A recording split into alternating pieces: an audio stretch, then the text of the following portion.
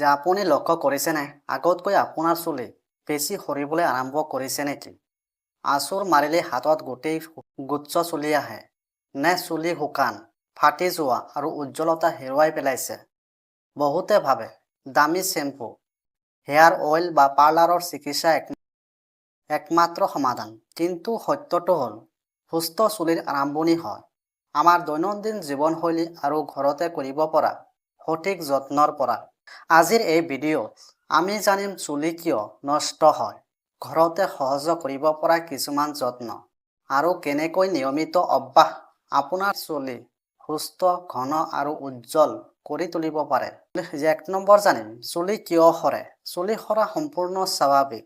এজন মানুহৰ দৈনিক 50ৰ পৰা 100 ডাল চুলি সৰি পৰে।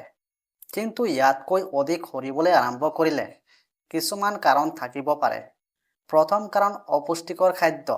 যদি শৰীৰত প্ৰটিন, আইৰণ, জিংক, বায়'টিন আৰু ভিটামিনৰ অভাৱ থাকে তেন্তে চুলিৰ বৃদ্ধি কমি যায়। দ্বিতীয় কাৰণ অধিক মানসিক চাপ, অতি চিন্তা, উদ্বেগ আৰু কম টোপনিৰ ফলত চুলিৰ বৃদ্ধি বাধাপ্ৰাপ্ত হ'ব পাৰে। তৃতীয় কাৰণ বাৰম্বাৰ কেমিকেল ব্যৱহাৰ কৰা।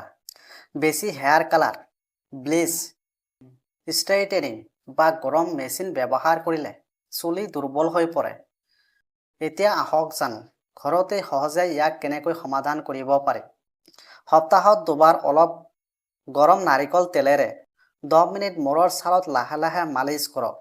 ই ৰক্ত সঞ্চালন বৃদ্ধি কৰাত সহায় কৰিব পাৰে আৰু চুলিৰ শুষ্কতা কমাব পাৰে। Number 2, aloe vera gel. তাজা এলোভেৰা জেল মূৰৰ ছালত 20 মিনিট লগাই ধুই পেলাওক। ই মূৰৰ ছাল শান্ত ৰখাত সহায় কৰিব পাৰে আৰু খজুৱতি বা শুকান ভাৱ কমাব পাৰে। 3 নম্বৰ হৈছে মেথি বীজ।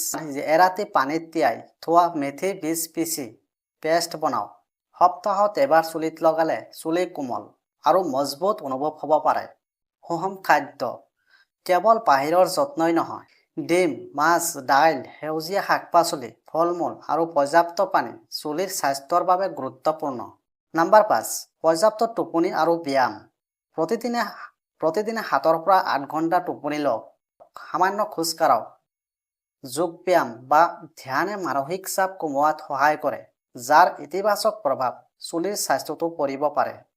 এতিয়া আহক জানো আপুনি কোনবোৰ ভুল কৰিব নোৱাৰিব। এই ভুলবোৰ কৰিলে আপোনাৰ চুলি সৰি পৰা বন্ধ নহ'ব। যে তিতা পানীৰে চুলি নুধুব, ভিজা চুলিত জোৰকৈ আঁচোৰ নিদিব, প্ৰতিদিনে কেমিকেলযুক্ত হেয়াৰ স্প্ৰে ব্যৱহাৰ নকৰিব, অতি টানকৈ চুলি বান্ধন নাৰাখিব, বেছি ঘন শ্বেম্পু ব্যৱহাৰ নকৰিব। এই সৰু সৰু অভ্যাসবোৰে দীঘলীয়া সময়ত ডাঙৰ পাৰ্থক্য আনিব পাৰে। যে সুন্দৰ চুলি এদিনতে নাহে।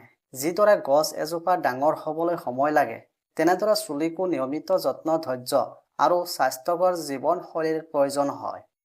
দামী সামগ্ৰীৰ পিছত দৌৰাৰ আগতে নিজৰ শৰীৰ আৰু খাদ্যাভ্যাসৰ যত্ন লওক। আপোনাৰ সুস্থ জীৱনশৈলীয়ে আপোনাৰ প্ৰকৃত সৌন্দৰ্য উজ্বলাই তুলিব।